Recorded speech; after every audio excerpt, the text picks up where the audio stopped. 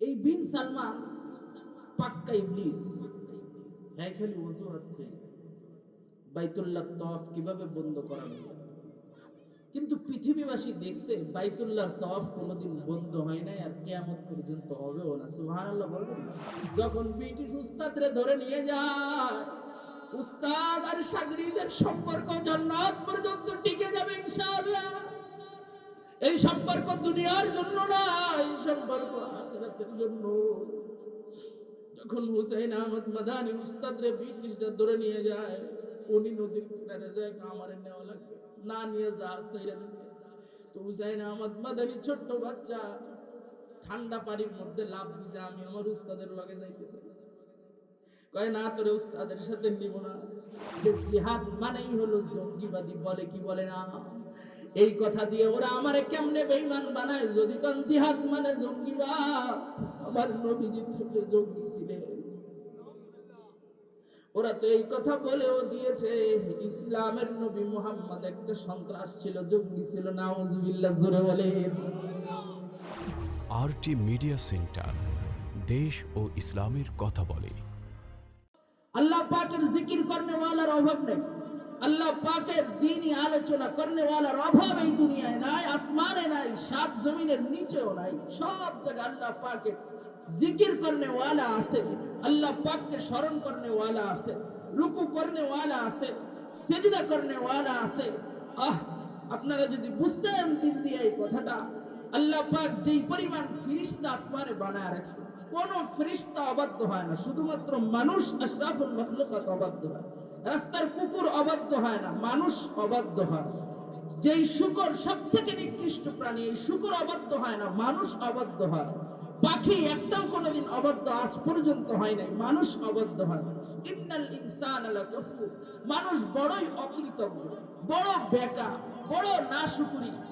আর আসমানের ফেরেশতারা, গাছের পাতা, পাখিগুলা, কুকুর, শুকর, বিড়ালি, ফুসো, আল্লাহ তাদের শানে আল্লাহ কি বলেছেন? ইউসাব্বিহু লিল্লাহি মা ফিস সামাওয়াতি ওয়া মা ফিল আরদ। আসমান আর জমিনে যা কিছু আছে সব আমি মাওলা পাকের জিকির করে। সুবহানাল্লাহ। সব মাওলা পাকের জিকির করে, সব মাওলা পাককে স্মরণ করে। এত পরিমাণ ফেরেশতা আল্লাহ পাকের জিকিরের জন্য হাজির যে আল্লাহ প্রতিদিন 70,000 ফেরেশতা। কারি তৈয়ব সাহেব রহমতুল্লাহ আলাইহি লিখেছেন, আরশে আজিম থেকে যদি একটা সুতা ছেড়ে দেওয়া হয়, সুতা, এই সুতাটা সরাসরি সিদরাতুল মুনতাহায় আসবে। সিদরাতুল মুনতাহা থেকে যদি একটা সুতা ছেড়ে দেওয়া হয়, এই সুতাটা সরাসরি বাইতুল মামুরের উপরে আসবে। বাইতুল মামুর থেকে যদি একটা সুতা 7 আসমান ভেদ করে ছেড়ে দেওয়া হয়, এই সুতাটা সরাসরি বাইতুল্লাহর উপরে এসে পড়বে। সুবহানাল্লাহ বলা যাবে। বাইতুল্লাহর উপর থেকে যদি একটা সুতা জমিন ফুটা করে ছেড়ে দেওয়া হয়, সরাসরি তাহতা সারা পর্যন্ত যে পৌঁছাবে। তাহতা সারা, তাহতা সারা কি জিনিস এটাও জানি না, কিন্তু কোরআন শরীফে আছে, আমরা জানি না, বললে জানা যাবে। লাহু মা ফিস সামাওয়াতি ওয়া মা ফিল আরদি ওয়া মা বাইনাহুমা ওয়া মা তাহতাস সারা। আসমানের মালিকও আল্লাহ, জমিনের মালিকও আল্লাহ, এই দুইটার মাঝে যা কিছু আছে তার মালিকও আল্লাহ, তাহতাস সারার মালিকও আল্লাহ। সুবহানাল্লাহ। ওই যে বাইতুল মামুর, তাহতাস সারার উপরে বাইতুল্লাহ, বাইতুল্লাহর উপরে 7 আসমান, 7 আসমানের ওই সোজাসুজি মক্কায় হজে গেলে ওই সোজাসুজি তাকাইবেন যে এই সোজাই আছে বাইতুল মামুর। ওই বাইতুল মামুরে প্রতিদিন 70,000 ফেরেশতা তাওয়াফ করে। যে একবার তাওয়াফ করবে কিয়ামত পর্যন্ত সে আর সিরিয়াল পাবে না। তাইলে কত ফেরেশতা চিন্তা করেন। এই ফেরেশতারা একবার যে সুবহানাল্লাহ জন্ম থেকে বলতে শুরু করছে মৃত্যুর আগ পর্যন্ত, কিয়ামতের দিন যেই দিন আজরাইল জান নিবে সেই দিন পর্যন্ত ফেরেশতা সুবহানাল্লাহ বলতেই থাকে, সেই দিন পর্যন্ত। আল্লাহ, যেই ফেরেশতা কিয়াম অবস্থায় আছে আল্লাহ পাকের হামদ করতেছে, সেই ফেরেশতা কিয়ামত পর্যন্ত আল্লাহ পাকের প্রশংসায় দাঁড়িয়ে থাকে। যেই ফেরেশতা সিজদায় সুবহান রাব্বিয়াল আলা পড়তেছে, কিয়ামত পর্যন্ত সুবহান রাব্বিয়াল আলা পড়তেই থাকে। কোন ফেরেশতা রুকুতে সুবহান রাব্বিয়াল আযীম পড়তেছে তো কিয়ামত পর্যন্ত পড়তেই থাকবে। সুবহানাল্লাহ। তো মালিকের তো অভাব নাই, জিকির করনে ওয়ালার ইবাদত পাওয়ার তো অভাব নাই। কত ইবাদত তো হয়, কিন্তু আমি মানুষ তো আমারে আল্লাহ পাক জেহেন দিছে, আমি আল্লাহ পাককে ভুলে গেছি। আল্লাহু আকবার। আমাদের আব্বা জান উনিও তো জান্নাতেই ছিলেন, তাই না?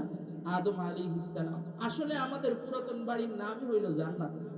দুনিয়াতে আইসা ওই বাড়িতেই আল্লাহ আবার ফিরায় নিয়ে যাবেন, ওই বাড়িতেই আল্লাহ ফিরায় নিয়ে যাবেন। ওয়াদাটা রব্বুল আলামিনের এরকম।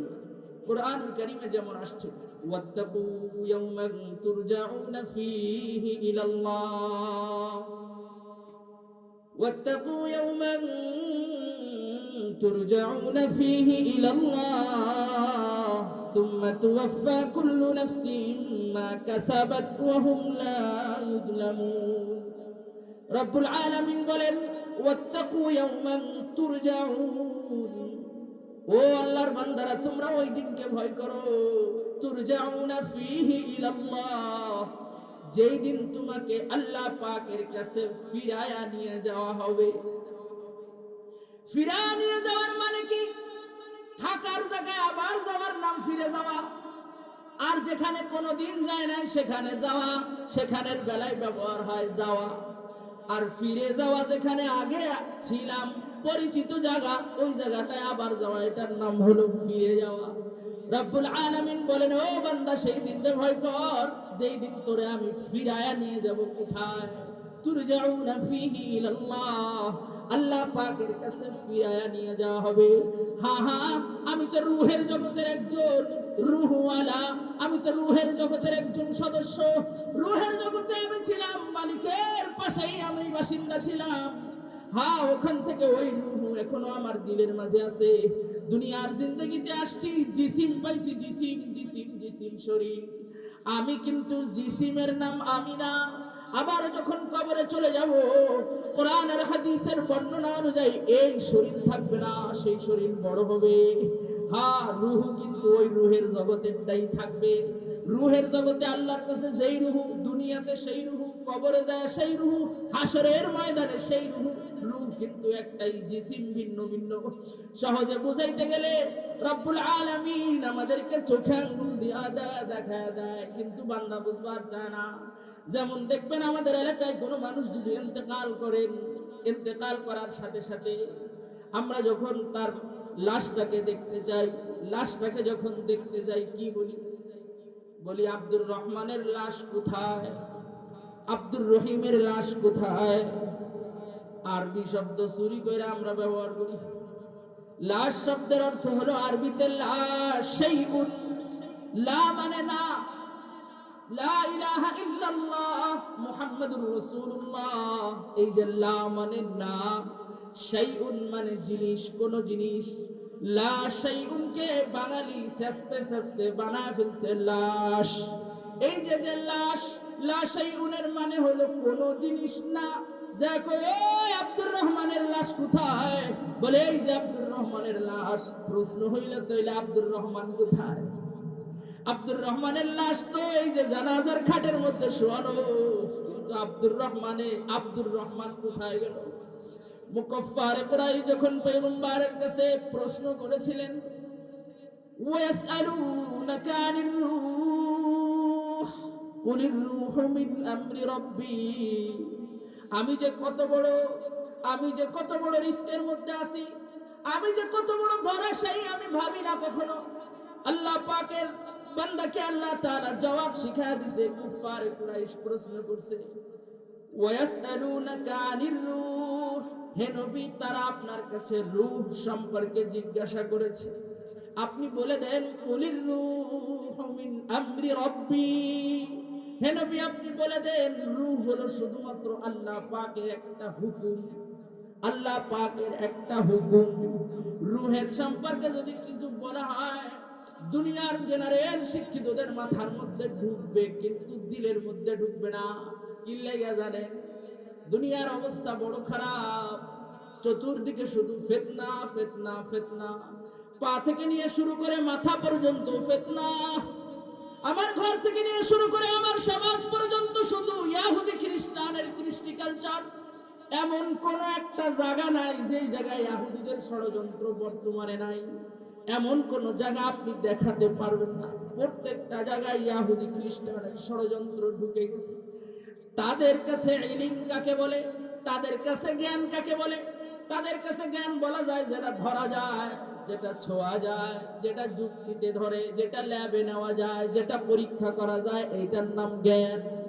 রূহ এটা ধরা যায় না, ল্যাবে নেওয়া যায় না, যুক্তিতে ধরে না, এই জন্য তারা বলে এটা জ্ঞান না। কবরের অবস্থা জানা যায় না, দেখা যায় না, এটা জ্ঞান না। হাসরের কথা আমরা দেখতে পাই না, এখনো দেখি নাই, এখনো ঘটে নাই, এ বিষয়ে আমরা কিচ্ছু যুক্তির আলোকে ধরতে পারি না, দেখতে পারবো কিনা জানি না, এটা জ্ঞান না। জান্নাত জাহান্নাম ধরতে পারি নাই, পরীক্ষা করতে পারি নাই, তাইলে এইটা জ্ঞান না। জ্ঞান হইল কি? তাদের ভাষায় যেটা ধরা যাবে, ছোঁয়া যাবে, যেটা আমরা ধরতে পারবো আর ল্যাবে নিয়ে পরীক্ষা করতে পারবো, এইটার নাম হলো জ্ঞান।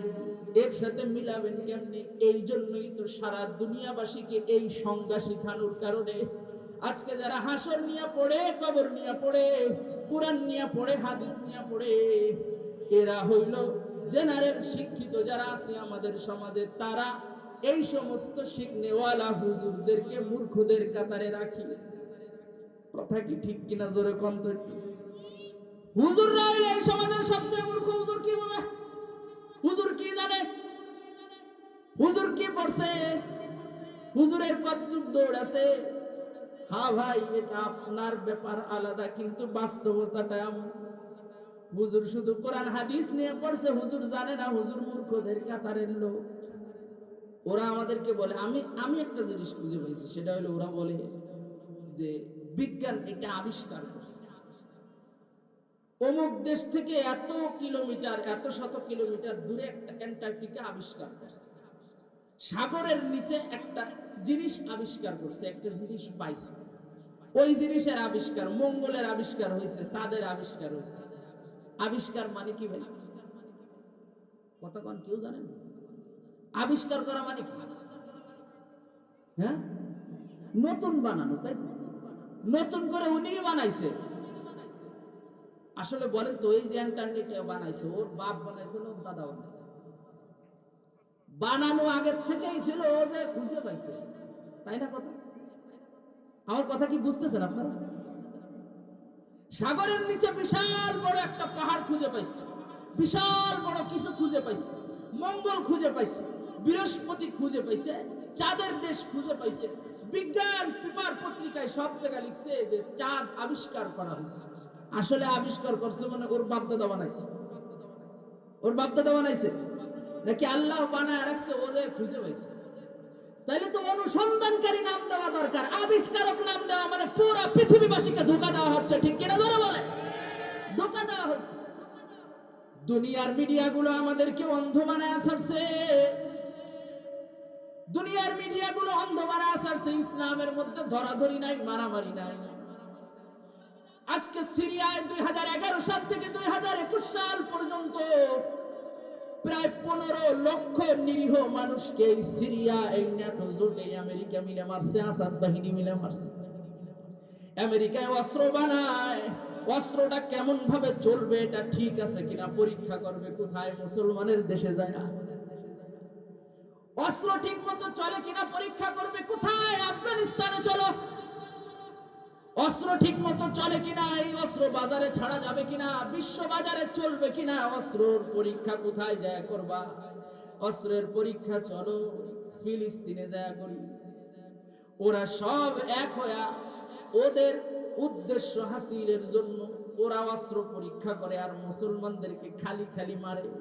আর মুসলমান দেখেন, এই দেশগুলোর ভিতরেই আপনি দেখেন, যখনই মুসলমান নিজেদেরকে বাঁচানোর জন্য, ঘর বাঁচানোর জন্য, মসজিদ আর মাদ্রাসা বাঁচানোর জন্য শুধুমাত্র আল্লাহু আকবার যখনই দাঁড়ায় গেছে, সারা দুনিয়ার মিডিয়াগুলো বলে দিচ্ছে এই দেশের মধ্যে জঙ্গি আছে,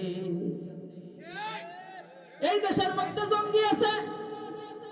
ও ভাই, প্রশ্ন হলো, এই হাজারো লাখো মুসলমান আমাদের সমাজে আছে, কোটি হয়ে যাবে।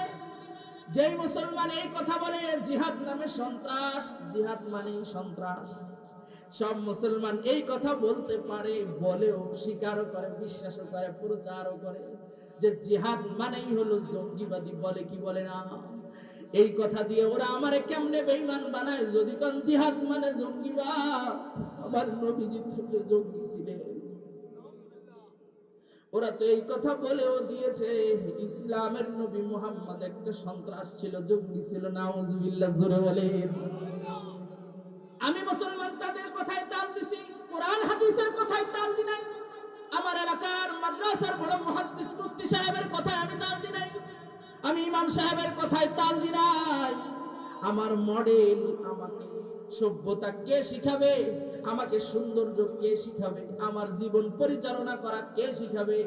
আমরা ইহুদি খ্রিস্টানের সভ্যতাকে আমাদের জিন্দেগির মধ্যে ফিট করে নিয়েছি, ঠিক কিনা জোরে বলে? ওই যে দেখেন না আপনারা মিডিয়াগুলা, ওই যে পেপার পত্রিকার সংবাদই 100% সহি। সারা দুনিয়া আমাদেরকে বুঝাইছে করোনা ভাইরাস দুনিয়াতে আসছে, মাস্ক পরা লাগবে তাইলে করোনা হবে না, হাত ধোয়া লাগবে তাইলে করোনা হবে না। আছে না নাই জোরে বল? প্রতিদিন 5 বার কমপক্ষে হাত ধোয়া লাগবে, ভালো করে কসলা ধোয়া লাগবে, মাস্ক পরা লাগবে, স্যানিটাইজার ব্যবহার করা লাগবে। শিখাইছে কি শিখায় না? এই সব আমল কি হ্যাঁ কি শিখাইব? 1400 বছর আগে তো আমার নবী শিখায় গেছে। সুবহানাল্লাহ। বহুত মুসলমান এমন আছে, আমার নিজের চোখে দেখা, ইমাম সাহেব মাস্ক পরে ঢুকে নাই, মাস্ক পরে ঢুকে নাই, ইমাম সাহেব কয় হুজুর আপনার তো সব মানুষ মেরে ফেলানোর ধান্দা দেন, আপনি নিজেও মাস্ক পরেন নাই, মাস্কের কথা বলেন না। আল্লাহু আকবার। দুনিয়ার মিডিয়া আমাদেরকে সুস্থ থাকার রাস্তা দেখাইছে, হাত ধোয়া, মুখ ঢাকা। আর রব্বুল আলামিন বলেন তোরে কোনোদিন রোগ ধরবে না। কুল্লা ইউসিবানা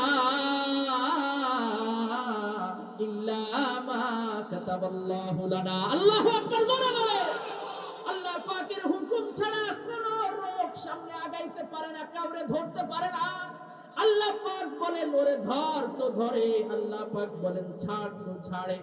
আশরাফ আলী থানভী রাহমাতুল্লাহি আলাইহি তাফসীরের মধ্যে লিখছেন, ইন্নামা আমরুহু ইযা আরাদা শাইআন আইয়াকুলা লাহু কুন ফায়াকুন।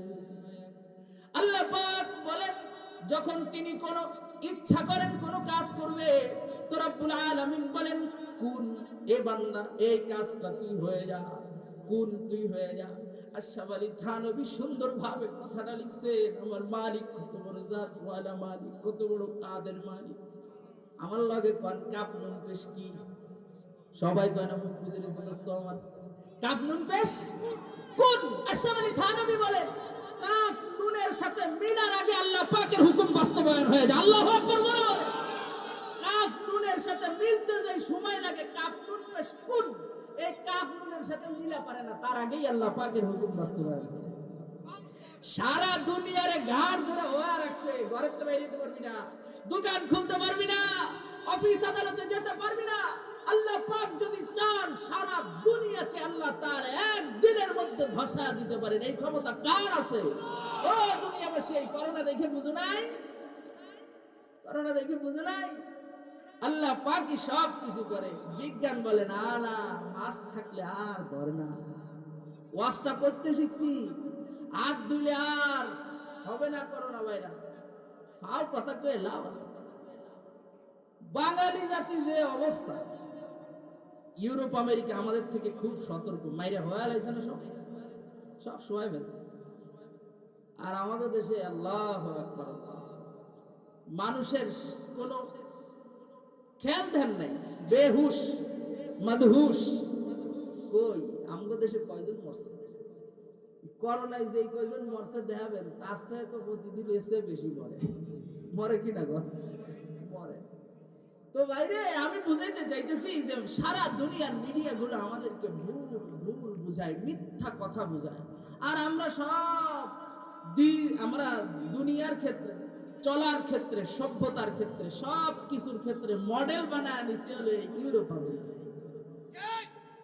এই ইউরোপ আমেরিকাকে আমরা মডেল বানায় নিছি। বলে একটা কথার স্বীকারোক্তি দেন, সামনে আলোচনায় যাই। দুনিয়ার এই ইউরোপ আমেরিকার মডেলকে আমাদেরকে বাঁচাইতে পারবে? জোরে বলেন।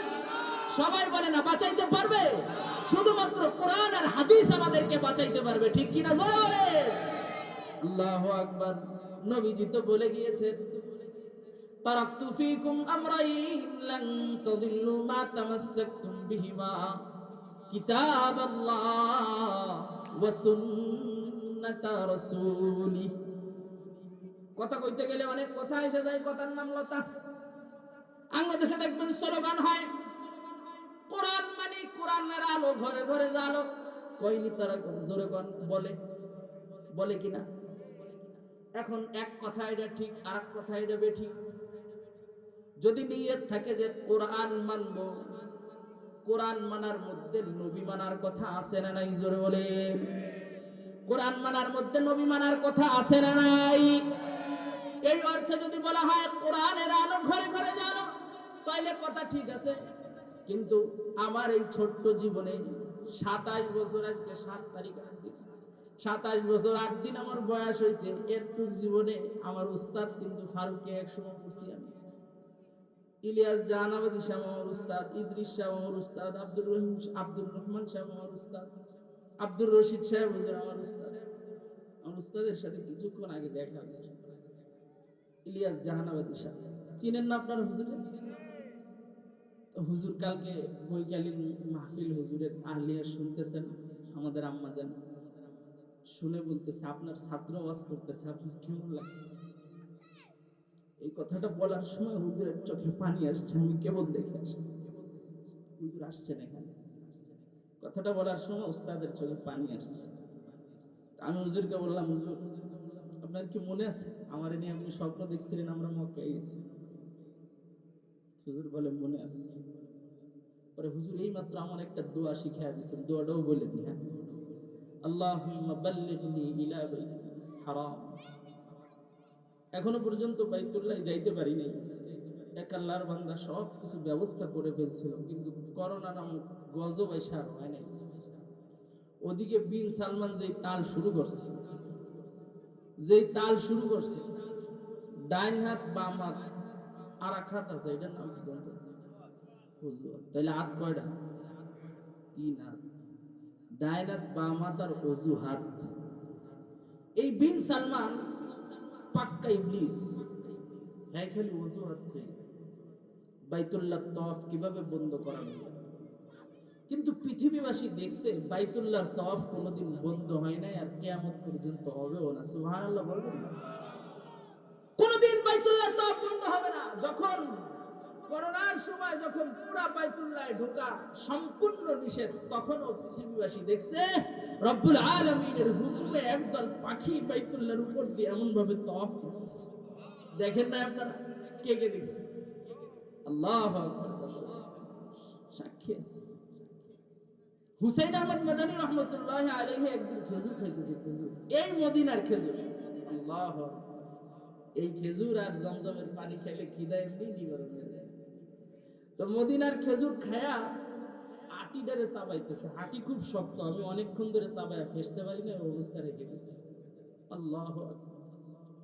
হুসাইন আহমদ মাদানী রহমতুল্লাহ আলাইহিকে জিজ্ঞাসা করে, হুজুর খেজুর তো আরো আছে, আপনি খেজুর খান, হাঁটি চাবাচ্ছেন না? ও ভাই, তাদের মতো তো হওয়া সম্ভব না, আওলাদে রাসূল। কিন্তু তারা যেভাবে আল্লাহ আল্লাহ রাসূলকে পাইছে সুন্নাত আর কোরআন হাদিস অনুযায়ী, আমাদের তো সেইভাবে চললে হবে না। অল্প একটু মিল রাখলেও রাখা যায়। দৌড়তে পারবো না জানি, কিন্তু বসে থাকলেও হবে না, দৌড়াইতে হবে, রাস্তা যতটুকু কম। সাহাবা একরামের মতো কি আমরা কোনোদিন হইতে পারবো? আল্লাহর বলি যারা আমাদের থেকে গত হয়ে গেছেন তাদের মতো হতে পারবো না, কিন্তু হইতে পারবো না বলে তো ঘরের মধ্যে খেতা মুড়ি দিয়ে বসে থাকলে কিছু হবে না। ধরার লাগে দৌড়াতে হবে, যতদূর পথ কম। কথা ঠিক আছে? হুসাইন আহমদ মাদানী রহমতুল্লাহ আলাইহি খেজুর খায়, কয় খেজুরের হাঁটি কই ফেলো? মদিনার খেজুরের হাঁটি কোথায় ফেলবে? জায়গা তো খুঁজে পাইতেছে না। পুরা খেজুরের আটি উনি খেয়ে ফেলছে। মদিনার খেজুরের আটি ফেলার জায়গা পায় না। আল্লাহু আকবার। কি পরিমাণ ইশক আর মুহাব্বত থাকলে, ইসলামের নবী মুহাম্মদুর রাসূলুল্লাহর প্রতি কি পরিমাণ মুহাব্বত থাকলে একজন মানুষের জবান থেকে এই কথা বের হতে পারে। তাইলে শুনেন, হুসাইন আহমদ মাদানীর কয়েকটা কথা কই। হুসাইন আহমদ মাদানী রহমতুল্লাহি আলাইহি 18 বছর নবীর রওজার কাছে বসে বসে বুখারী শরীফের দর্স দিছে। সুবহানাল্লাহ। যখন হাদিস পড়ায় উলামায়ে কেরাম, তখন হাদিসের মধ্যে প্রশ্ন হয়, সেটাকে আরবি ভাষায় বলে ইশকাল হইছে। ইশকাল এই এশকাল হইলে অনেক সময় হুজুরের মাথার মধ্যে জেহেনের মধ্যে সমস্ত উত্তর মুস্তাহাজার থাকে না, মানে সব উত্তর কিন্তু মানুষের দ্বারা এক সময় দেওয়া সম্ভব না, কোনোটা মনে থাকে কোনোটা ভুলে যায়। হুসাইন আহমদ মাদানী অনেক সময় এমন হয়তো ছাত্র প্রশ্ন করছে আর হুজুরের কাছে হয়তো একটু সন্দেহ আছে। আল্লাহু আকবার, আল্লাহু আকবার, নবীর রওজার দিকে তাকাইতেন আর ছাত্রদেরকে বলতেন, এ ভাই লেখলো লেখলো মেরে নানা জি নে ये कह दिया সুবহানাল্লাহ, জোরে কর। ইশকাল যখন করছে রওজার দিকে তাকায় তাকায় বলতো, আমার নানাজি কেবলমাত্র আমার এই উত্তরটা বলে দিছে, তোমরা তাড়াতাড়ি লিখে নাও। নানাজি তো ফাতেমা রাদিয়াল্লাহু তাআলা আনহার বংশ থেকে আসছে, এই জন্য নবীজি কিয়ামত পর্যন্ত আওলাদে রাসূলদের জন্য নানা যান। ইসলামের জন্য আপনি কতটুকু পাগল, আর নবীর আওলাদ আল্লাহু আকবার হুসাইন আহমদ মাদানী কি পরিমাণ পাগল, জীবনের ইতিহাস পড়েন নাই, ভারতের ইতিহাসও পড়েন নাই। ব্রিটিশ খেদাও আন্দোলনের মহানায়ক হিসেবে পৃথিবীবাসী জানে মহাত্মা গান্ধী। ভারতের আপনার ওই জাতির জনকের নাম কি কোন নজরে? মহাত্মা গান্ধী। মহাত্মা গান্ধী যে অনুষ্ঠানে বিশেষ বক্তা থাকতো, সেই অনুষ্ঠানে প্রধান অতিথির ভাষণ দিতেন এই হুসাইন আহমদ মাদানী। আল্লাহু আকবার, জোরে বলে। একদিন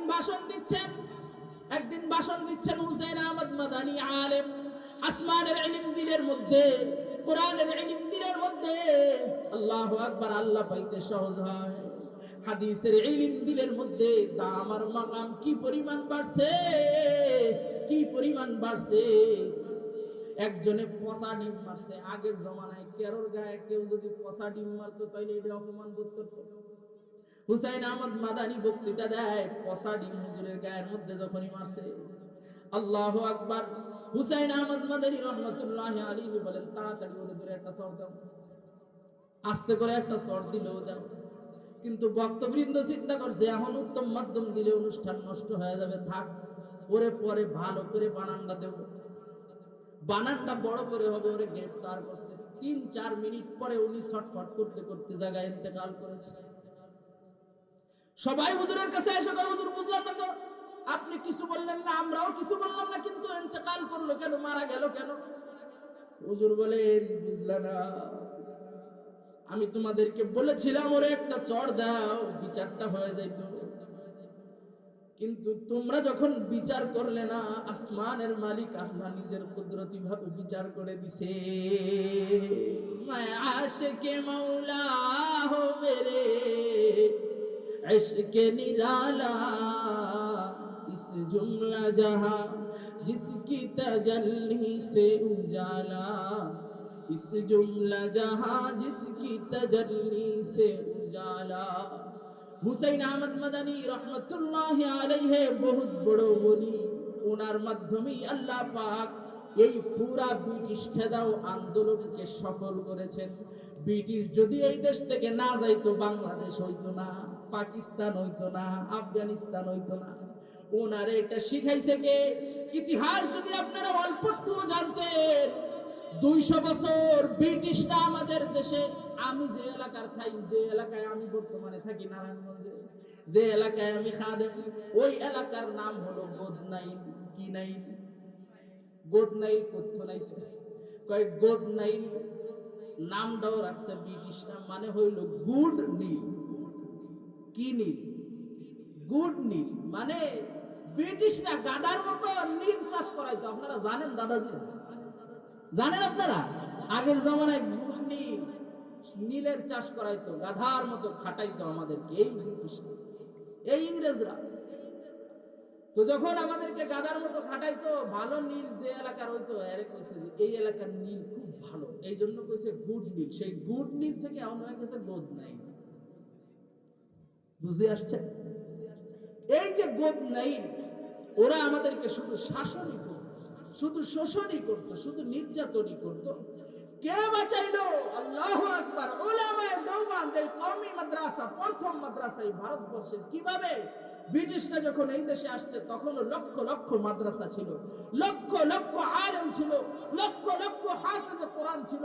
ওরা কোরআনের হাদিস এই জমিনের মধ্যে রাখবে না। মসজিদ মাদ্রাসাগুলো ভেঙে দিয়েছে, উলামায়ে কেরামকে গাছের মধ্যে ঝুলাইছে। আল্লাহু আকবার। শেষ পর্যন্ত উলামায়ে কেরাম শেষ যুদ্ধে অবতীর্ণ হয়েছে। সেই যুদ্ধটার নাম ছিল বালাকোটের ময়দানের যুদ্ধ। ও ভাই, বালাকোটের ময়দানের আল্লাহু আকবার, সেই শহীদের নাম আমরা শুনেছি, ইসমাইল শহীদ রহমতুল্লাহি আলাইহি। ওই যে একটু আগে জমজমের কথা বললাম, ওনার একটা আজীব কথা আছে জমজম সম্পর্কে। আবে জমজম খুরদাবুদাম আবে সুরা কই কুনাম বাদশাহী করদাবুদাম পাশে বাড়ি কই কুনাম। আল্লাহকে বলে, আল্লাহ তুমি আমারে মক্কার জমজমের পানি খাওয়াইলা, যেই মুখে জমজমের পানি যায় ওই মুখে কিন্তু জাহান্নামের তিক্ত পানি মানায় না। যেই মুখে জমজমের পানি ঢুকে ওই মুখে কেবলমাত্র জান্নাতের হাউজে কাউসারের পানি মানায়। সুবহানাল্লাহ। বলবান, যেহেতু জমজমের পানি খাওয়াই না, জান্নাতের হাউজে কাউসারের পানিটাও খাওয়ায়া দিও। আল্লাহু আকবার বলা যাবে না? জমজমের পানি যারা খাইছেন আল্লাহর কাছে এমন ভাবে দোয়াটা করেন, আর যারা খান নাই তাড়াতাড়ি খায়াবেন। ও ভাইরা, ইসমাইল শহীদ রহমতুল্লাহি আলাইহি সহ বহুত উলামায়ে কেরাম শহীদ হয়ে গেল।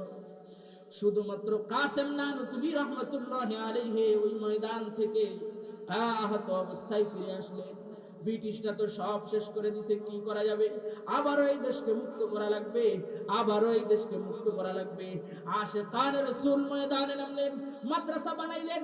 এই মাদ্রাসা থেকে এই মুজাহিদ তৈরি করতে শুরু করলেন। প্রথম মুজাহিদ শাইখুল হিন্দ মাহমুদুল হাসান দেওবন্দি রহমতুল্লাহি আলাইহি। কে না জানে এই কষ্টের ইতিহাস। মাল্টার দ্বীপের মধ্যে আলেমকে ইসলামের জন্য, এই দেশের জন্য মাল্টার দ্বীপে নিয়ে রাখছে। প্রতিদিন গরম রড আগুনে গরম করে লাল রড দিয়ে মাজার মধ্যে সেক লাগাইতো। চতুর্দিকে ঠান্ডা পানি আর পানি, না ঘোরার কোনো ব্যবস্থা নাই, ভালো খাবারের ব্যবস্থা নাই। জেলখানা এটা। আর এই জেলখানায় খাদেম হলো এই ছোট্ট হুসাইন আহমদ মাদানী রহমতুল্লাহি আলাইহি। যখন ব্রিটিশ উস্তাদরে ধরে নিয়ে যায়, উস্তাদ আর শাগরিদের সম্পর্ক জান্নাত পর্যন্ত টিকে যাবে ইনশাআল্লাহ। এই সম্পর্ক দুনিয়ার জন্য না, এই সম্পর্ক আখিরাতের জন্য। যখন হুসাইন আহমদ মাদানী উস্তাদরে ব্রিটিশরা ধরে নিয়ে যায়, উনি নদীর কিনারে যায়, আমারে নেওয়া লাগবে না, নিয়ে যা সাইরা দিছে। তো হুসাইন আহমদ মাদানী ছোট্ট বাচ্চা ঠান্ডা পানির মধ্যে লাফ দিছে, আমি আমার উস্তাদের লগে যাইতেছি। কয় না, তোরে উস্তাদের সাথে নিব না। যখন দেখে এই বাচ্চাটা তো মারা যাবে, তখন বাচ্চারে দড়ি দিয়ে টাইনা জাহাজে উঠাইছে। উঠায় নিয়ে ছাত্র আর উস্তাদরে দুইজনে মিলা এই যে মাল্টার দ্বীপের মধ্যে রাখছে, আর কেউ নাই। প্রতিদিন গভীর রজনীতে তাহাজ্জুদের সময় উঠে। তাহাজ্জুদের সময় ছিলেন তো আপনারা? তাহাজ্জুদের সময় কয়টা বাজে? কয়টা বাজে? যেই রাত্রে আমার যুবক ভাইয়েরা মোবাইল বন্ধ করে ঘুমায়, এটাই হলো তাহাজ্জুদের ওয়াক্ত। কথা ঠিক আছে? কেউ ঠিক না কইলে যুবক কয়জন ঠিক কও? যেই রাত্রে যুবকরা মোবাইল বন্ধ করে ঘুমায়, এটাই হলো তাহাজ্জুদের ওয়াক্ত। ঠিক কিনা জোরে বল? চোরের বাজার বড় খারাপ। চোর যেই বাড়ি চুরি করতে ঢোকে, যায় এই দেহে ঘরের মধ্যে ডাকাত বসে মোবাইল টিপতেছে, তাহলে এই বাড়ি আর চুরি করা যাবে না, জানলার মধ্যে দিয়ে তাকায় দেয়, আলো জ্বলে। কত বড় নাফরমানি করেছে আমি বুঝতে পারি না। অনুরোধ অনুরোধ, গভীর রজনী পর্যন্ত, 3টা পর্যন্ত, 2টা পর্যন্ত, 4টা পর্যন্ত মোবাইল টিপে আল্লাহর বান্দায় ফ্রি ফায়ার খেলে, পাবজি খেলে, ফেসবুক চালায়। তোমরা শুনো নাই কোনদিন যখন গভীর রজনী হয়, আসমানের মালিক আসমানে আসে, আয়েশা বলে আলা বিন মুস্তারজিকিন ফারজুক আলা। এই দুনিয়ায় কোন বান্দা আছো তার রিজিক লাগবে, রিজিক রিজিক রিজিক, আমি আল্লাহর কাছে রিজিক চা, আমি আল্লাহ রিজিক দিয়া ভরপুর করে দিব। আলা মিন মুস্তাগফিরিন ফাগফির লাহু। দুনিয়ায় কারো মাগফিরাত আর ক্ষমা লাগবে কিনা? আমি আল্লাহর কাছে ক্ষমা চা, আমি আল্লাহ মাগফিরাত দিয়ে ভরপুর করে দিব। সুবহানাল্লাহ। ও ভাই, গভীর রজনীতে আমার মালিক এই বলে বলে ডাকতে থাকে। মুহাদ্দিসিন ইকরামের কথা আর বিজ্ঞানের কথার সাথে হাদিস যেহেতু বলা হয়েছে, শুনেন। যখন মুহাদ্দিসিন ইকরাম এই হাদিসের ব্যাখ্যা লিখছে, মুহাদ্দিসিন ইকরাম বলেন প্রতিদিন আরশে আজিম থেকে আল্লাহ তাআলা একটা বাজেট নিয়ে আসে। বাজেট আজকে দুনিয়াবাসীর জন্য এই পরিমাণ রিজিক আল্লাহ তাআলা নিয়ে আইসা বান্দাগুলারে রাতের জন্য ডাকে। বান্দা তুমি তো শোনো না, কিন্তু তোমার নবীরে ডাকছে কোরআনের মধ্যে, তুমি তো ওয়াজ শুনছো। ইয়া আইয়ুহাল মুযাম্মিল কুমিল লাইলা ইল্লা কালিলা, হে গোপন আপনি মুহাম্মদ উঠেন উঠেন উঠেন, কুমিল লাইলা ইল্লা কালিলা, রাতের কিছু অংশ আপনি তেলাওয়াত, রাতের কিছু অংশ আপনি ইবাদতের জন্য দাঁড়িয়ে যান।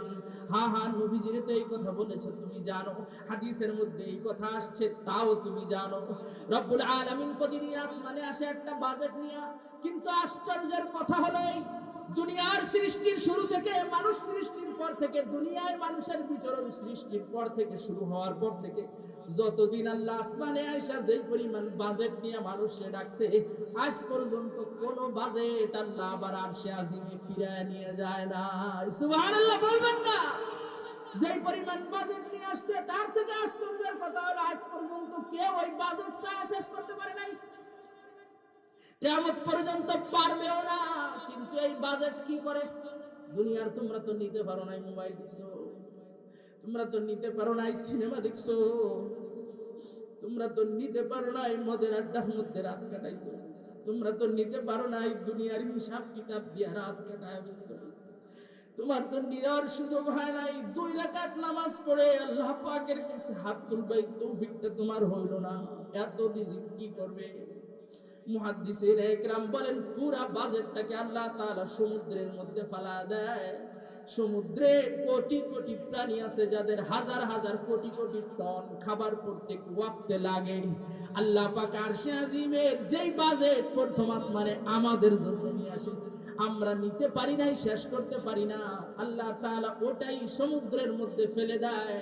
আর সেই সমস্ত সব রহমত গুলো, আল্লাহ পাকের রহমত গুলো, বাজেটটা খাবারে পরিণত হয়, পানির সব প্রাণী খেয়ে বেঁচে থাকে। সুবহানাল্লাহ বলে। বিজ্ঞান বলে যখন সমুদ্রের নিচে যায়, ডলফিনের খাবারের দরকার, জলহস্তির খাবারের দরকার, বিশাল বিশাল মাছের খাবারের দরকার, ওই খাবার পায়, যায় দেখে বিশাল বড় খাবারের পাহাড় পড়ে আছে, চতুর্দিক দিয়ে প্রাণীগুলো খাইতেছে। পাইছেন নি হাদিসের সাথে বিজ্ঞানের মিল?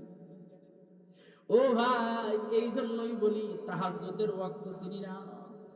যুবক ভাই, এইভাবে জিন্দেগি কাটাও না। রাত্রে বেলায় যখন মোবাইল টিপবা তখন তো তোমার আল্লাহ ডাকতেছে, তুমি একটু তওবা করে ঘুমাও, আমার আল্লাহ খুশি হয়ে তোমার হিদায়াতের রাস্তা দেখায় দিবে।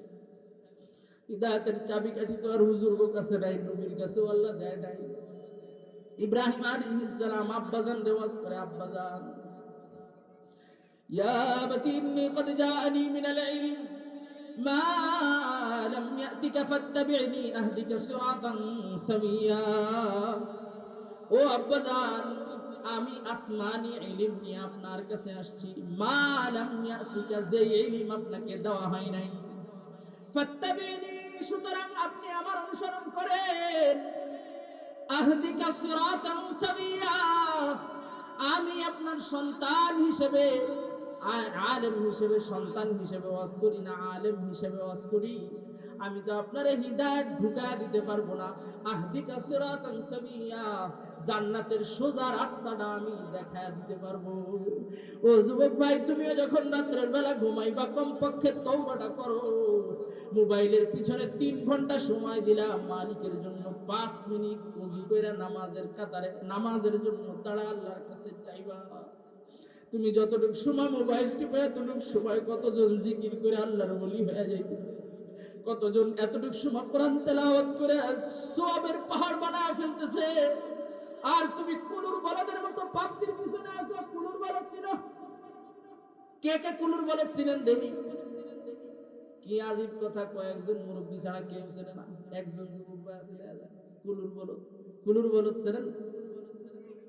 ও যুবক ভাই, কুলুর বলদও চিনি না। কি আজীব কথা, কুলুর বলদ। আগের জমানায় সরিষা ভাঙাইতো, জানেন তো? ঘানি ভাঙানো তেল এখনো ডুপ্লিকেট 2 নম্বর তেলের আগে লাগায়, যে ঘানি ভাঙানো তেল, তাহলে বিক্রিটা ভালো হয়, কারণ ওটা 1 নম্বর। ঘানি ভাঙানো তেল কেমন? ঘানি ভাঙানো তেল হলো এমন বড় এক মুগুর আছে, এটা আবার একটা বাটির মতো ওর ভিতরে দেওয়া থাকে, এটার সাথে আবার মোটা বাঁশ বাঁধা আছে, ওই বাঁশ আবার গরুর গাড়ের সাথে বাঁধা।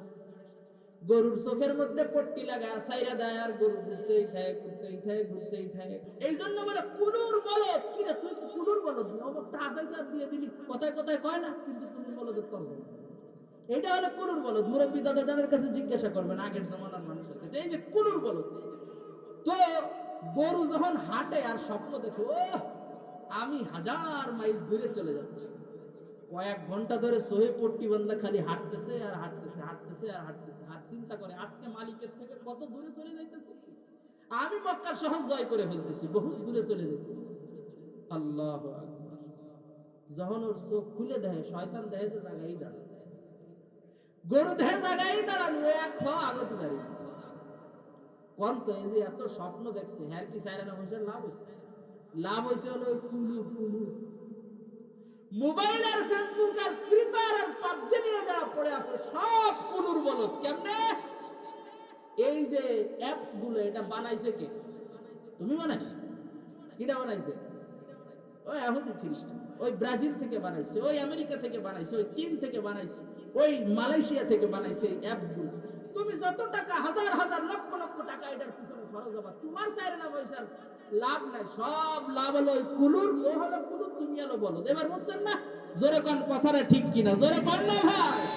এই হলো কুলুর বলদ। তোমরা যারা মোবাইলের পিছনে যুবকেরা দৌড়াচ্ছ, কুলুর বলদ। দামি জিন্দেগি নষ্ট হয়ে যাইতেছে। আমার কাছে তো আজীব লাগে, আজীব। তাবলীগের একদল এসএসসি পরীক্ষার্থীকে হেদায়েতি বয়ান দেওয়ার সময় আমাকে দায়িত্ব যে দেওয়া হয়েছে, জিজ্ঞাসা করলাম, একজনে কয় প্রতিদিন 6 ঘন্টা কমপক্ষে মোবাইল টিপে, আর এক আল্লাহর বান্দা বলে যে প্রতিদিন 12 ঘন্টা মোবাইল টিপে। হিসাব করে দেখলাম 6 ঘন্টা মোবাইল টিপলে মাসে সে 180 ঘন্টা মোবাইল টিপছে। আর যদি 12 ঘন্টা মোবাইল টিপে 300 ঘন্টা মোবাইল টিপছে। মাসের 15 দিন মোবাইল টিপলো, বছরের 6 মাসে একাধারে মোবাইল টিপলো, 10 বছরে 5 বছরই একাধারে মোবাইল টিপলো, 20 বছরে 10 বছর মোবাইল টিপলো, 30 বছর যদিও মোবাইল টিপে, খালি 15 বছর মোবাইলই টিপেছে। আগেছে কখন, খাইছে কখন, আর ঘুমাইছে কখন? বলে বড় মুহাদ্দিস সাহেব হইতে, হুজুর হইতে, ইঞ্জিনিয়ার হইতে, ডাক্তার হইতে কি 15 বছর সময় লাগে না? ও তো 15 বছর মোবাইল টিপলে দামি উজ্জ্বল ভবিষ্যৎ, দুনিয়াও গেল আখিরাতে কিচ্ছু হইল। এই জন্য কুলুর বলদেরা শুনো, ও কুলুর বলদেরা কইলে কেমন রাগ হবেন নাই? এসএসসি পরীক্ষায় পাস করলে আব্বা তোমার একটা রামছাগল কিনে দিবানি কইছিলেন? বলেননি যে এসএসসি পরীক্ষায় যদি ভালো রেজাল্ট করো তাইলে তোমার একটা রামছাগল কিনে দেবো, মানে অ্যান্ড্রয়েড সেট। কেউ দেননি এই রামছাগল।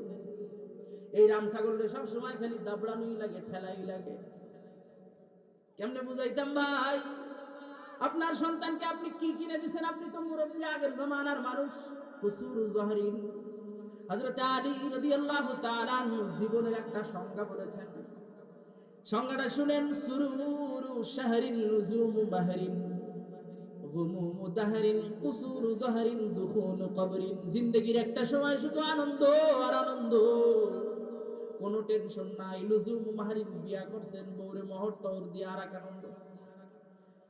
এরপরে আর একটা জিন্দগি আসছে, ঘুমু দাহারিন, পোলাপান হইছে, পোলাপানের ভবিষ্যৎ লাগবে, খাওয়ান দাওয়ানের ব্যবস্থা করা লাগবে, কাজ না করলে খাওয়া আসবে না ঘরে। একটা টেনশনের মধ্যে জিন্দগি কাটাইছে। এখন আপনি বৃদ্ধ হয়ে গেছেন, বৃদ্ধ হয়ে গেছেন, হাতে বল নাই, হাঁটুতে বল নাই, রক্তের গরম নাই, বেশিক্ষণ চলতে পারেন না। আলা লাইতা শাবাবা ইয়াউদু ইয়াওমান। ও যুবক, কলিজা চিরে যদি তোমাদেরকে দেখানো যাইতো, মুরব্বী বাবাজিদের কাছে যায় জিজ্ঞাসা করবো, ও বাবাজি আপনার এখন এত বেশি সেজদা দিতে মন চায়, কিন্তু আপনি তো সেজদা ভালো মতো দিতে পারেন না, বেশিক্ষণ সেজদা দিতে পারেন না, চেয়ারে বসে নামাজ পড়া লাগে, মাটিতে বসে নামাজ পড়া লাগে, বেশি দূর হাঁটতে পারেন না, আগের মতো এখন দৌড়াইতেও পারেন না, জোরেও কথা বলতে পারেন না, পেট পুরে খানা খাইতে পারেন না, সারাদিন ঘুমাইতে পারেন না। কেন কেন? কবি এই ভাষাটাকে সুন্দর করে বলেছেন, আলা লাইতা শাবাবা ইয়াউদু ইয়াওমান ফাউফবিরহু কামা ফাআলাল মাশীব। হায় আমার কাছে যদি আরেকবার যৌবনকাল ফিরে আসতো, আমি যৌবনকালকে নালিশ করতাম, বৃদ্ধকাল আমাকে কি পরিমাণ কষ্ট দিছে, কিন্তু কোনদিন আর এই যৌবনকাল ফিরেও আসবে না, তুমি নালিশও করতে পারবে না। তোমারও সামনেই জিন্দেগি আসতেছে। হযরতে আলী ওই জিন্দেগিটাকেই বলেছেন কুসুরু জহরিন, পিঠ বাঁকা হয়ে গেছে, আর কয়েকদিনের মধ্যেই দুফুল কবরিন, তোমার কবরে ঢোকা লাগবে, কবরে যাওয়া লাগবে। ও ভাই রে, এই যে যে আপনি আল্লাহর ওলি, পিঠ বাঁকা হয়ে গেছে, এখন আর আপনার গায়ে জোর নাই, শরীরে ফেম নাই, এই জন্য আপনি বুঝেনও না মোবাইলের মধ্যে কি আছে। আপনি বাবাজি সারা রাত ঘুমাইতেছেন, ফজরের নামাজে মসজিদে চলে যান, আর আপনার সোয়ালে যে রাম ছাগল কিনে দিয়েছেন, ও যে খেতার তলে কি স্যাট করে তা আপনার খবর নেই। স্যাট কি খারাপ শব্দ হয়ে গেল? এ ভাই, স্যাট কি খারাপ কিছু বলছি? স্যাট বলে কি কিছু আছে? জোরে সাক্ষী দাও, তাহলে ওনারা আমার প্রতি খারাপ ধারণা করেন। স্যাট বলে কিছু আছে? আছে না? মেসেঞ্জারের মধ্যে আছে না স্যাট? হ্যাঁ, ওরা কষ্টে আছে আছে, আর মুরব্বীরা কাছে কি একটা খারাপ কথা বলো তুমি। চ্যাটিং, চ্যাটিং, চ্যাটিং মানে কি? চ্যাটিং মানে কি দাদা? ওরে আমি এসব জানি টানি না, যুবকরা দেখ সবাই জানে। বোঝেন আপনি সারা জীবন যে বুড়ো আঙুল উঁচু করে চ্যাট দেখাইছেন, সেই চ্যাট দিয়ে ওরা এখন দৌড়দৌড়ি আরে সারাদিন সারাদিন ওই চ্যাট। হ্যাঁ, ওটার কাজ হয় বুড়ো আঙুল দিয়ে, বিশ্বাস হয় ঠিক না? মানে লেখে, দুই আঙ্গুল দিয়ে লেখে, লেখে থেকে আবার এই আঙ্গুল দিয়ে চাপ দিলে চ্যাট দৌড় মারে, ওই চ্যাট দৌড় মারে। মেসেঞ্জার, কথা আদান প্রদানের ভিতরে একটা ই আছে, একটা আর কি একটা অধ্যায় আছে, একটা অপশন আছে, যেটার মধ্যে এই যে আপনার মেসেজ মেসেজ মেসেজ চ্যাট মানে কি শিক্ষিতরা কও। সেদিন এক জায়গায় জিজ্ঞেস করি যে কেউ করতে পারবো না, দেখ তোমরা ভালো কিনা। চ্যাট মানে কি? হ্যাঁ, খোশ গল্প। হ্যাঁ, খোশ গল্প। একজন পারছে, আলহামদুলিল্লাহ, জিতে গেছেন আপনারা। একজন পারছে, এর চেয়ে বড় ময়দানও পারে না, আলহামদুলিল্লাহ। এই যে খোশ গল্প, তাহলে শব্দটা ভালো। চ্যাট করে, এরা চ্যাট করে সারা রাত, প্রেমিকের সাথে চ্যাট করে মোবাইলে বসে বসে।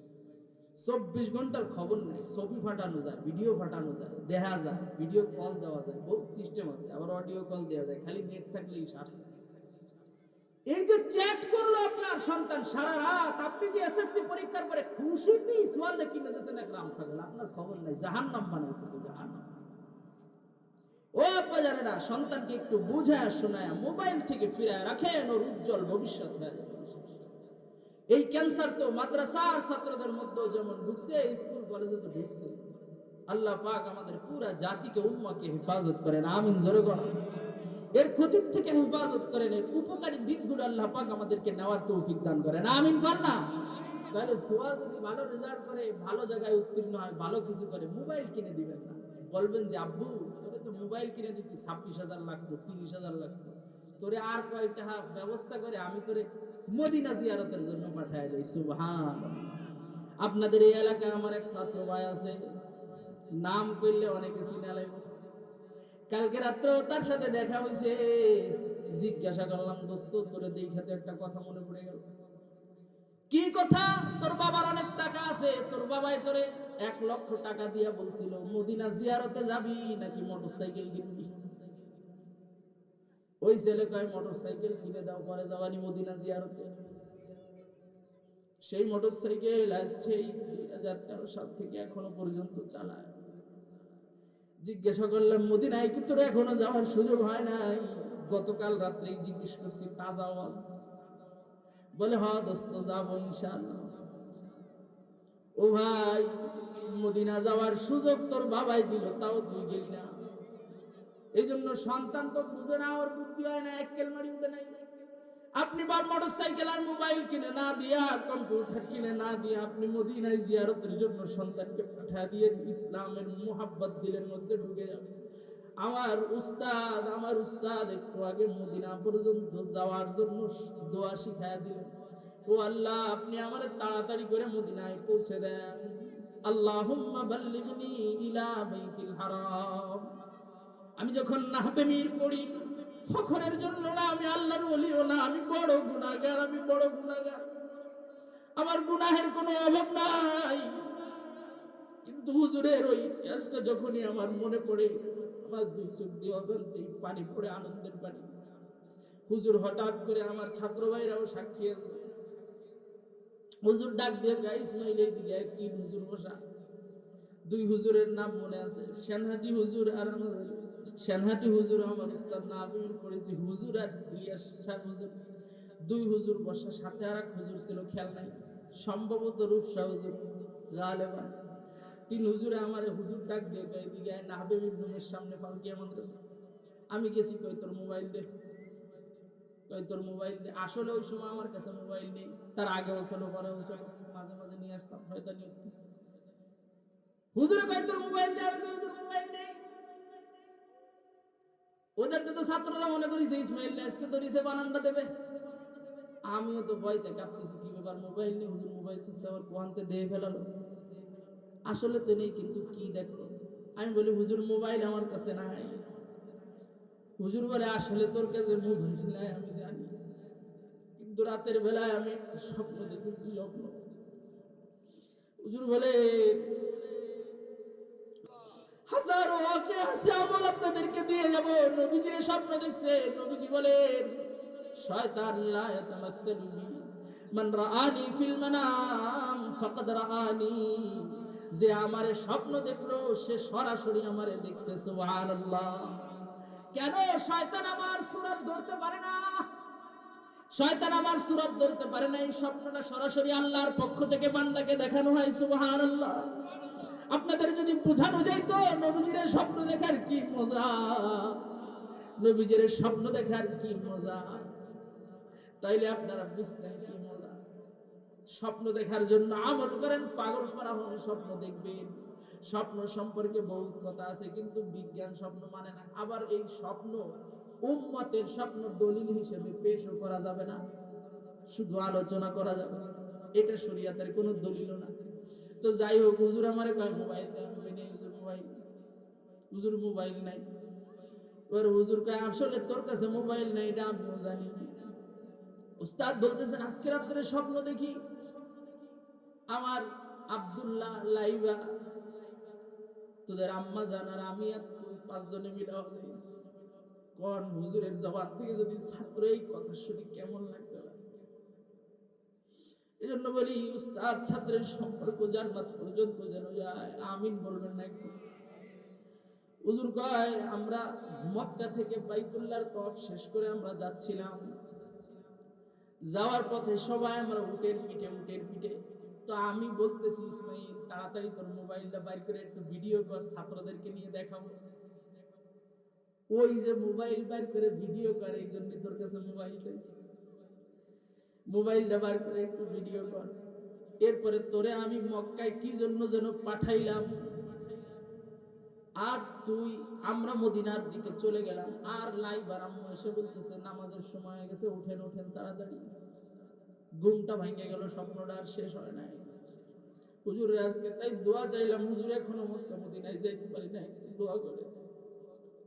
মক্কা মদিনায় যাওয়ার খুব আশা, আল্লাহ পাক যেন কবুল করে, আমিন জোরে বল। বাইরে মক্কা মদিনা এমনি আপনার নসিবে জুটবে না। রাজনৈতিক মক্কা মদিনা দেখা তো বহুত জনে দেখে, কলিজার মক্কা মদিনা দেখতে হইলে একটা কাজ করা লাগবে। যে হাদিস খুতবার মধ্যে পড়া হইছে, নবী আমার বলেন মান আহাব্বা সুন্নতি ফাকাদ আহাব্বানি ওয়া মান আহাব্বানি কানা মাই ফিল জান্নাহ। অ্যাডভোকেট সালাউল্লাহর ইতিহাস তোমরা পড়ো নাই? অ্যাডভোকেট সালাউল্লাহ মদিনা জিয়ারতের জন্য যখন গিয়েছে, হ্যাঁ সম্ভব, অ্যাডভোকেট সালাউল্লাহ নবীর রওজার কাছে যায়, আসসালামু আলাইকা ইয়া রাসূলুল্লাহ, আসসালামু আলাইকা ইয়া রাসূলুল্লাহ। মদিনার রওজা 90 দশক পর্যন্ত খোলা ছিল। আবু বকরের কবরটা দেখা যাইতো, ওমরের কবরটা দেখা যাইতো, সরওয়ারে কায়নাতের কবর দেখা যাইতো। আশিকান রাজায় কন্ট্রোল ক্ষমতা কমতেছে, ঈমানের পাওয়ার কমতেছে, তো নিজের কন্ট্রোল করতে পারে না, শিরিক বিদআত শুরু করে দেয়। এই জন্য চতুর্দিক দিয়ে ভালো করে গেঁথে দিছে, এখন সরাসরি ছোঁয়া যায় না, কিন্তু ফুটা দিয়ে তাকাইলে দেখা যায়। ও ভাইরে, অ্যাডভোকেট সানাউল্লাহ খোলা রওজার পাশে বসা, আজ থেকে 70-75 বছর আগের ইতিহাস। আইজে কাকা ফারুকিয়া মাদ্রাসার প্রতিষ্ঠাতা আজিজুল কাকার ছিলেন আপনারা চেনেন? ওই আইজে কাকার কাছ থেকে আমি নিজের কানে শুনেছি, আলহামদুলিল্লাহ। উনি বলেছেন আমরা আগের জমানায় হজ করতে গেছি 7 মাস লাগছে। কয় মাস? বিশ্বাস হয় আপনাকে? জিন্দেগি যত দ্রুত হায়াত কমতেছে তত দ্রুত। জীবনের জরুরত যত দেরিতে পূর্ণ হবে, হায়াত তত লম্বা লম্বা থাকবে। আগে 7 মাস লাগতো হজ করতে, মানুষও বাঁচত 120 বছর, 25 বছর, 30 বছর। এমনি 15 দিনের মধ্যে হজ করে আবার বাড়ি চলে আসতো, মরেও যাবি 60 বছর, 40 বছর স্টক করে। এই যে কাকাই বলেছেন 7 মাস লাগতো, 3 মাস যাইতে, 3 মাস আইতে, 1 মাস হজ করতে। ও ভাই, অ্যাডভোকেট সানাউল্লাহ নবীর রওজার কাছে বসছে, নবীর রওজার কাছে যায় সালাম দিছে, কিন্তু সালামের উত্তর পায় না। যার প্রতি যত ভালোবাসা থাকে তার প্রতি তত অভিমানও থাকে। অভিমান অল্পতেই অভিমান হয়, কিন্তু ওনের দিলের চাহাত যা আমি নবীজির সালাম দিলাম 6500 কিলোমিটার দূর থেকে, সে সালামের উত্তর আসে নাই, সালামের উত্তর আসে নাই। নবীর রওজার কাছে বসে বসে কান্দে। 1 রাত যায়, 2 রাত যায়, 3 রাত যায়, মসজিদে নববী থেকে বের হয় না।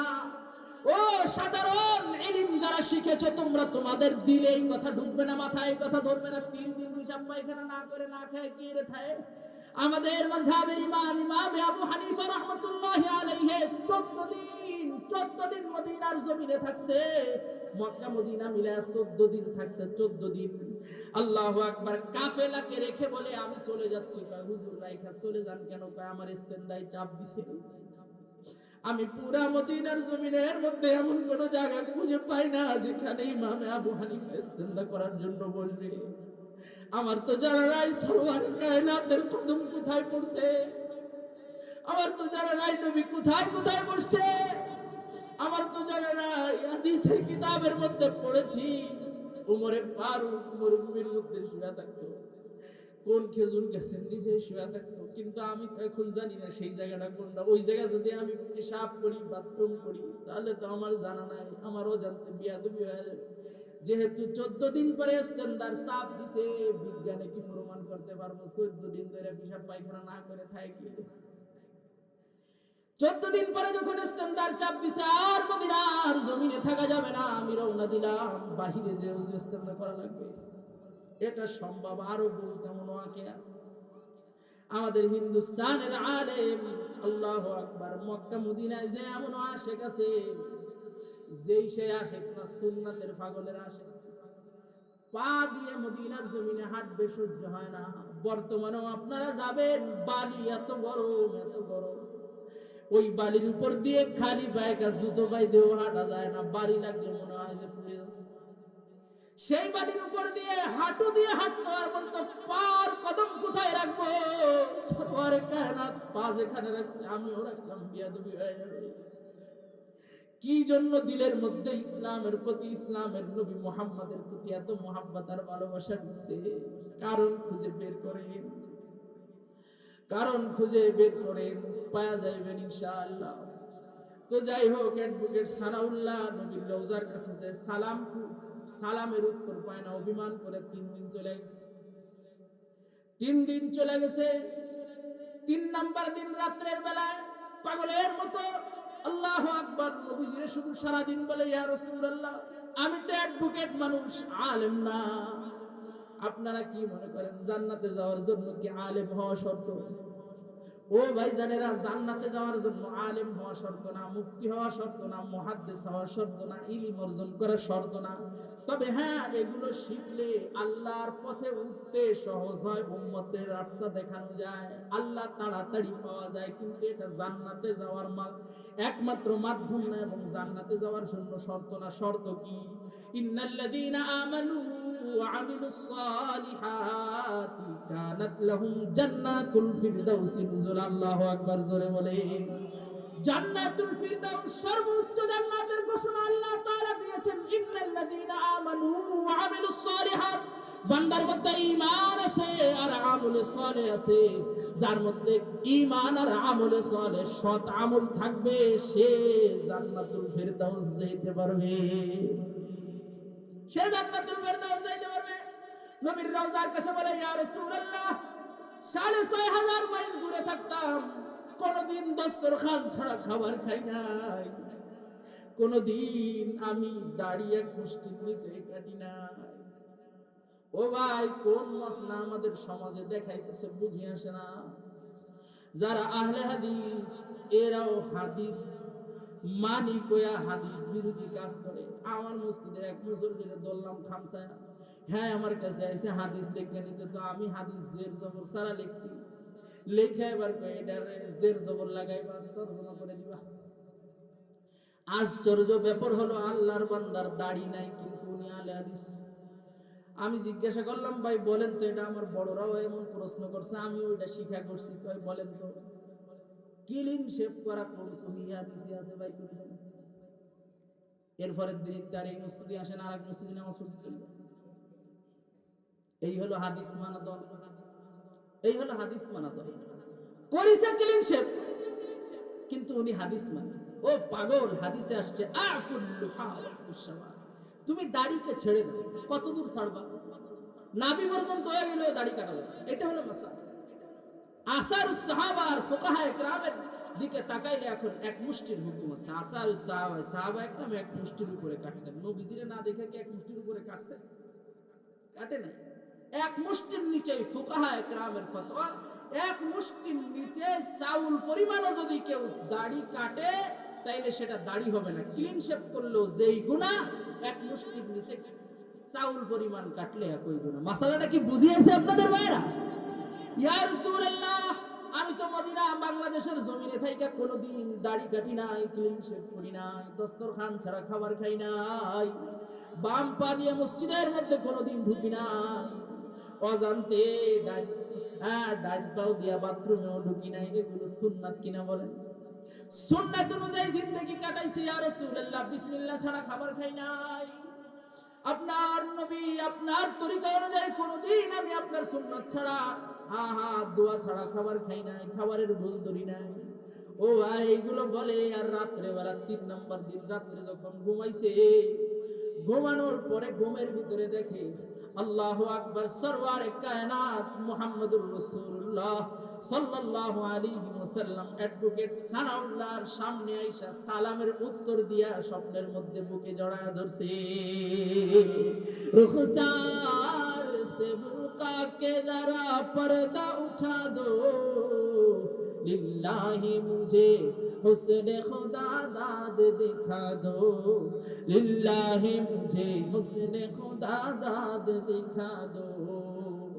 এ বহরে করম সদকা হুসैन बिन अली का, पियासा हो मुझे शरबत दीदार पिला दो, पियासा हो मुझे शरबत दीदार पिला दो। मैं दूर हो मजबूर हो ऐ सैयद आलम, दीदार दिखाते नहीं आवाज सुना दो, दीदार दिखाते नहीं आवाज सुना दो। आमीन জোরে বলে। মদিনার নবী অ্যাডভোকেট সানাউল্লাহর বুকে জড়ায় ধরে কয়, আল্লাহ এত দূর থেকে আসছো, মদিনার মেহমানদারি ছাড়া কেমনে যাওয়া? মদিনার একটা খেজুর দিয়ে তোমার মেহমানদারি করি নাও। আল্লাহর বান্দা গালের ভিতরে খেজুর গেছে, নবীজি মেহমানদারি খেজুরটা দিয়া নবীজি আবার চলে গেছেন, লাভ দিয়া ঘুম ভেঙে পাগলের মতো দেখে গালের ভিতরে খেজুরের আটি পাওয়া গেছে। সুবহানাল্লাহ জোরে বলবেন না? আরো জোরে বলেন না সুবহানাল্লাহ। নবীজির মুজিজা এটা, স্বপ্ন যদিও যদি কাউরে কোনো হাদিয়া দেয়, বাস্তবে এটা পাওয়া যাবে। এর সবথেকে বড় প্রমাণ আপনাদের সামনে বহুবার শুনেছেন, দারুল উলুম দেওবন্দ মাদ্রাসা কোথায় বানাবে? মুহাম্মদুর রাসূলুল্লাহ সাল্লাল্লাহু আলাইহি ওয়াসাল্লাম কাসেম নানতুবি, ওই যে বালাকোটের ময়দানের যেই কাহিনী বললাম, ওই ময়দান থেকে ফিরে আসা শাইখুল হিন্দের উস্তাদ কাসেম নানতুবি, হুসাইন আহমদ মাদানীর দাদা উস্তাদ কাসেম নানতুবি রাহমাতুল্লাহি আলাইহি, ওনাকে নবীজি লাঠি দিয়ে এইভাবে দাগ দিয়ে দিছে মাটির উপরে, যে এই জায়গা দেওবন্দ মাদ্রাসাটা বানাইবা। সুবহানাল্লাহ। নবীজির মুজিজা মদিনা থেকে আসা লাগবে না, নবীজির হাজির নাজির হওয়া লাগে না, নবীজির মুজিজা কবরের মধ্যে থাইকা ইশারা দিবে স্বপ্ন যোগে, তো সেই জায়গা দাগ হয়ে যাবে। যেমন দারুল উলুম দেওবন্দের এই দাগ সকালবেলা কাসেম নানতুবি রাহমাতুল্লাহি আলাইহি যা দেখে চতুর্দিক দিয়ে ঘাসের উপর দিয়ে এমন দাগ দেওয়া। সুবহানাল্লাহ বলা যাবে না? নবীজির আশা লাগে নাই, স্বপ্ন চোখে দাগ দিছে, পাওয়া গেছে। হা হা হা, আমার বাস্তব জিন্দগিতে খুদার কসম, খুদার কসম, খুদার কসম, আমি যখন হিদায়াতুন নাহু এই ফারুকিয়া থেকে চলে যাই ওই মাদারীপুরে জামিয়াতুস সুন্নাহয় পড়তাম, একটা স্বপ্নের ব্যাপারে দুজন আল্লাহর ওলি ছাত্র ছিল। একজনের নাম সালাহুদ্দিন, সালাহুদ্দিন। এই ছাত্রর জন্ম হয়েছে মদিনা শরীফে, সুবহানাল্লাহ। এর আমাদের থেকে বয়সে এখনো ছোট, 1-1.5 বছরের ছোট হবে। সালাউদ্দিন ভাই, কিন্তু সালাউদ্দিন বলতে আমার বেয়াদবি মনে হয়। এই সালাউদ্দিন ভাইয়ের জন্ম হয়েছে মদিনাতে, মানে ওর বাড়ি ফরিদপুরে, ওর বাপ মা সবাই থাকতো মদিনাতে, জন্মটা মদিনাতে হয়েছে। এত আল্লাহর ওলি আমি ছাত্র বন্ধু হয়ে কোনোদিন দেখি নাই। মাথা উপর দিকে দিয়ে রাস্তা দিয়ে হাঁটছে, মাথা নিচের দিকে দিয়ে হাঁটতো। আর একজন ছাত্র ভাই ছিল এই মাগুরাতে, নাম হলো ইব্রাহিম খলিল। এই দুইজন ছাত্র ভাই একটা স্বপ্নের ব্যাপারে বলতেছে যে আপনি সব রাত্রের বেলায় এই স্বপ্নটা দেখছেন, আমাদের তো বললেন না। আমি আসলে বুঝতে পারি নাই, ওরা ওই বলতেছে, ওরা দেখছে এটা, ওরা দেখছে আমার এটা স্মরণদের আছে, এটা দেখছে। তো এর থেকে আমার ওই ঘটনাগুলি পুরা বিশ্বাস হয়েছে যে নবীজি কাউরে কোনো হাদিয়া দিলে এটা পাওয়া যায়। মেসওয়াকের হাদিয়া, খেজুরের হাদিয়া দিছে, আটি পাওয়া গেছে। যেই সেই আমলে এই মাকাম পর্যন্ত যাওয়া যায় নাই, নবীর ওই হাদিসের আমল। ও ভাই কেমনে বুঝাইতাম? প্যান্টের মধ্যে নবীর সুন্নাত নাই, ইহুদি খ্রিস্টানের সুন্নাত আছে। মুখের মধ্যে নবীর সুন্নাত নাই, ইহুদি খ্রিস্টানের সুন্নাত আছে। মাথার মধ্যে নবীর সুন্নাত নাই, ইহুদি খ্রিস্টানের সুন্নাত আছে। পোশাকের মধ্যে নবীর সুন্নাত নাই, ইহুদি খ্রিস্টানের সুন্নাত আছে। আল্লাহর কসম, এই সুন্নাত তোমারে আল্লাহ পর্যন্ত পৌঁছাইতে পারবে না, এই রীতি পৌঁছাইতে পারবে না। আল্লাহ যেই গুণের আর যেই সুন্নাতের অনুসরণের জন্য আল্লাহ উদ্বুদ্ধ করেছেন, লাকাদ কানা লাকুম ফি রাসূলিল্লাহি উসওয়াতুন হাসানা, লাকাদ কানা লাকুম ফি রাসূলিল্লাহি উসওয়াতুন হাসানা। মুহাম্মদুর রাসূলুল্লাহর জিন্দেগীর মধ্যে সর্বোত্তম চরিত্র আছে। ইন্নাকা লাআলা খুলুকিন আযীম। হে নবী মুহাম্মদ, তুমি সব থেকে বড় সুন্দর আখলাক ওয়ালা, সব থেকে বড় আখলাক ওয়ালা তুমি মুহাম্মদুর রাসূলুল্লাহ। আজকে আমি কার অনুসরণ করি, কার দিকে তাকাই, কার মতো চুল কাটি, কার মতো পরিবার সাজাই, কার মতো মেয়েরে সাজাই, কার মতো স্ত্রীরে সাজাই, কার মতো কইরা ঘর সাজাই, ঘরের কোন জায়গায় টিভি থোন লাগবো, কোন জায়গায় ফ্রিজ থোন লাগবো, কোন জায়গায় কি থোয়া লাগবো। ওরে কপাল পোড়া মুসলমান, ইমাম সাহেবের কাছে হুজুরে আইসা কয়, ইমাম সাহেবের কাছে বাড়ির মালিক আইসা কয়, হুজুর গুনাহের কাজ হয়ে যাবে, তো এই জন্য কোরআন শরীফটা মসজিদে থোন। তাইলে আজকে থেকে কোরআনের আলো ঘরে ঘরে জ্বালো না, কোরআন সুন্নাহর আলো ঘরে ঘরে জ্বালো। নবীজি যেভাবে বলেছেন, লাম তাদিল্লু মা তামাসসাকতুম বিহিমা কিতাবাল্লাহি ওয়া সুন্নাত রাসূলি, সন্দেহ আর থাকবে না। দুই কথা একসাথে, কোরআন সুন্নাহর আলো জিন্দেগিতে জ্বালাবো, ঘরে জ্বালাবো। রাজি আছেন না ভাইরা? কোরআন সুন্নাহর ইলম সন্তানকে শিখাবো ইনশাআল্লাহ। এই সন্তান সফল, আমিও সফল, দুনিয়াও সফল, আখিরাতও সফল। উলামা ইকরাম আখিরাত ওয়ালা, ওয়াহিদ ইলম ওয়ালা সম্পর্ক এনাদের সাথে রাখবো ইনশাআল্লাহ। এনারাই আমাকে আল্লাহ পাকের জান্নাতের রাস্তা দেখাবে, এনারাই আমার জিম্মাদার হয়ে নবী পর্যন্ত কিয়ামতের ময়দানে পৌঁছে দিবে, এনারাই আমাকে হাউজে কাউসার পর্যন্ত পৌঁছাবে, এনারাই নবীর সাথে নিয়ে আমার জান্নাত পর্যন্ত পৌঁছে দিবে ইনশাআল্লাহ।